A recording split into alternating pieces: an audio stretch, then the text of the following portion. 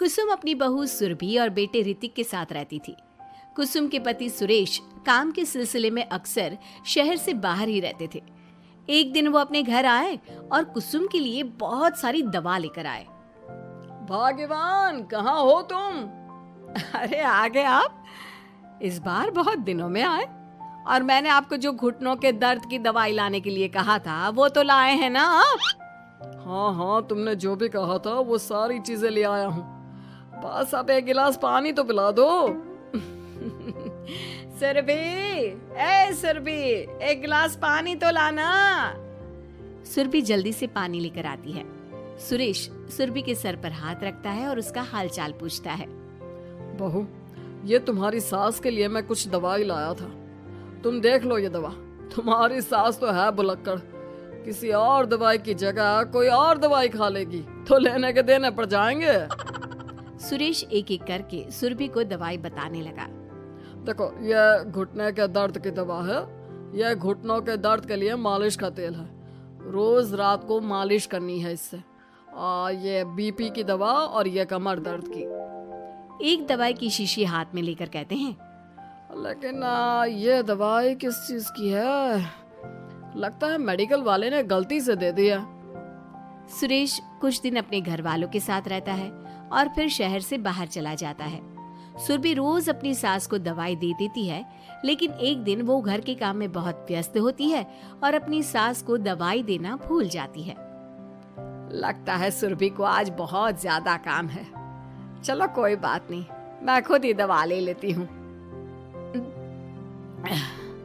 अरे वाह, ये दवाई तो बहुत स्वादिष्ट है, थोड़ी सी और पी लेती हूँ। इस तरह कुसुम थोड़ी थोड़ी करके हंसते वाली दवाई की पूरी बोतल ही पी लेती है। माँ जी, आज मेरे मायके वाले आ रहे हैं, भैया का फोन आया था। क्या कहा, मायके वाले? अरे तो तू यहाँ क्यों खड़ी है? खाने में कुछ अच्छा सा बना ले। माँ जी, आप इतना हंस क्यों रही हो? आप मेरे मायके वालों का मजाक तो नहीं बना रही हो ना? नहीं नहीं नहीं, मैं कहाँ मजाक बना रही हूँ।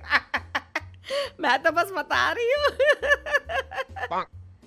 माँ जी, आप झूठ भी बोलती हैं, आप अभी तो हंस रही थी। कुसुम हंसती ही रहती है। सुरभि वहां से चली जाती है और खाने की तैयारी में लग जाती है। थोड़ी देर बाद सुरभि का भाई और सुरभि की माँ आते हैं। कुसुम उन्हें अंदर बिठाती है और अपनी सास को बुला लाती है। समधन जी, कैसी हैं आप? मैं तो ठीक हूँ। आप बताइए, आप कैसे? आंटी जी, आप इतना हंस क्यों रही हो? मैं कहाँ हंस रही हूँ बेटा। जब कुसुम लगातार हंसे जा रही थी तो उन्हें इंसल्ट फील हुई और वे वहां से जाने लगे। अच्छा बहन जी, हम चलते हैं। आपकी मेहमान नवाजी का बहुत बहुत शुक्रिया। सुरभि की माँ जा ही रही थी, तभी उसका पैर फिसल गया और वो बहुत तेज गिरी। माँ, आप ठीक तो हैं? अरे बहन जी, अब ठीक तो है। आपको चोट तो नहीं लगी ना? आप मुझसे पूछ रही हैं या मेरा मजाक उड़ा रही हैं? बहन जी, पहले तो आप इतनी बदतमीज नहीं थी, लेकिन अब क्या हो गया है आपको? माँ, आप ठीक तो है ना? अंदर चलिए, मेरे कमरे में आराम कर लीजिए। नहीं सुरभि, हम जा रहे हैं। हमें अपना मजाक और उड़वाने का शौक नहीं है। और सुरभि, तुम अपनी सास का इलाज कराओ। इस तरह सुरभि के मायके वाले चले गए तो सुरभि का गुस्सा चौथे आसमान पर था। उसने अपनी सास से कहा, माँ जी, आपने मेरे भाई और मेरी माँ के साथ ऐसा क्यों किया? अगर आपको उनका यहाँ आना अच्छा नहीं लगा तो आप मुझसे बोल देती। इस तरह उनकी इंसल्ट करने की क्या जरूरत थी? नहीं बहू, मैंने कुछ नहीं किया। अरे भला मुझे क्या पड़ी है जो तेरे घर वालों का मजाक उड़ाऊंगी। देखिए देखिए माँ जी, आप अब भी हंस रही हैं। आपसे तो बात करना ही बेकार है। सुरभि वहां से चली जाती है। अगली सुबह सुरभि को बहुत तेज बुखार हो जाता है और कुसुम उसे आवाज लगाती हुई उसके कमरे में जाती है। सुरभि, सुरभि, क्या हुआ? अभी तक सो रही हो तुम? क्या हो गया? माँ जी, मुझे बहुत तेज बुखार आ रहा है। अच्छा ठीक है, ऋतिक को बुलाती हूँ। माँ जी मुझे बुखार आ रहा है और आप हंस रही हैं। अरे नहीं बहू, मैं कहाँ हंस रही हूँ। वो तो मेरी हंसी रोक ही नहीं रही है। माँ जी जब आपकी तबीयत खराब होती है तो मैं आपका कितना ख्याल रखती हूँ और आप मुझ पर हंस रही हो। चले जाओ आप यहाँ से। बहू सुन तो सही। नहीं माँ जी आप जाओ यहाँ से। अब तो आपके बेटे ही आपसे बात करेंगे और मैं पापा जी को भी बताऊंगी कि आजकल आप क्या कर रही हैं। जब ऋतिक घर आया तो सुरभि ने उसे सारी बात बताई। मुझे तुम्हारी बात पर विश्वास नहीं हो रहा। माँ तो तुमसे बहुत प्यार करती है, फिर वो तुम्हारा और तुम्हारे घर वालों का मजाक क्यों उड़ाएंगी? खैर अभी छोड़ो इस बात को, अभी तो तुम मेरे साथ चलो, तुम्हारी दवाई ले आते हैं। कुछ दिन में सुरभि ठीक हो गई। एक दिन ऋतिक को पता चला कि उसके मौसी के बेटे राहुल की तबीयत बहुत खराब है, तो वो अपनी माँ और पत्नी को लेकर हॉस्पिटल पहुंचा।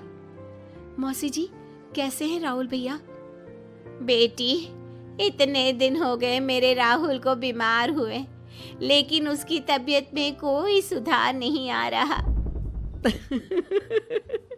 अरे छोटी, हुआ क्या है राहुल बेटे को? कुछ बता तो सही। माँ आप हंस क्यों रही हो? कहाँ हंस रही हो बेटा? मैं तो अपनी बहन के बेटे के लिए परेशान हूँ। माँ ये क्या तरीका है? रहने दे बेटा, ये तो मैंने सुना था कि मुसीबत में साया भी साथ छोड़कर चला जाता है। आज मैंने देख भी लिया। अरे नहीं बहन, मैंने ऋतिक और राहुल में ना कभी कोई फर्क नहीं किया। फर्क तो दिख रहा है कुसुम दीदी। अगर आपके बेटे की तबीयत खराब होती तो आप ऐसे हंसती क्या? ऋतिक बेटा ले जा अपनी माँ को यहाँ से। ऋतिक बहुत गुस्से में अपनी माँ से बात करने लगा, लेकिन कुसुम तो सिर्फ हंसे ही जा रही थी। ऋतिक ने अपने पापा को फोन करके बुलाया और उन्हें सारी बात बता दी।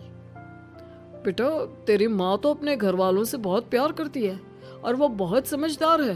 वो ऐसी हरकत कभी नहीं कर सकती। जरूर कोई ना कोई बात है। कल मैं उसे डॉक्टर के पास ले जाऊंगा।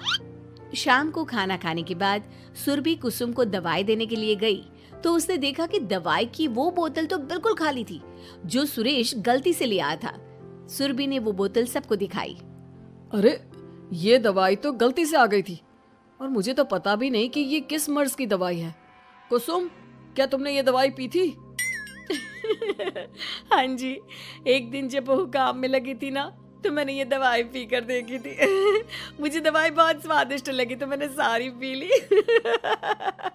माँ आपको दवाई स्वादिष्ट लगी? अरे आप भी बच्चों जैसी बात करती हो। ऐसे कोई भी दवाई नहीं पीनी चाहिए, इससे कोई बड़ा नुकसान भी हो सकता है। मैं अभी डॉक्टर से पूछ कर आता हूँ। ऋतिक डॉक्टर के पास गया और कुछ देर में वापस घर आकर सबको बताया। माँ ने जो ये दवाई खाई है ना, ये हंसने वाली दवाई है और माँ ने एक साथ बहुत मात्रा में दवाई खाई है तो इसका असर थोड़े समय तक तो रहेगा। उसके बाद माँ बिल्कुल ठीक हो जाएगी। अच्छा हुआ जो तू डॉक्टर से पूछ कर आया, नहीं तो हंसते हंसते मेरा पेट ही दुख गया है। तुम जब तक पूरी तरह ठीक नहीं हो जाती घर पर ही रहना और घर पर कोई मेहमान आए तो उससे बात मत करना। आप ठीक कह रहे हो, मैं ऐसा ही करूंगी। अब मैं बिल्कुल हंसूंगी। कुसुम की बात सुनकर सभी हंस पड़े।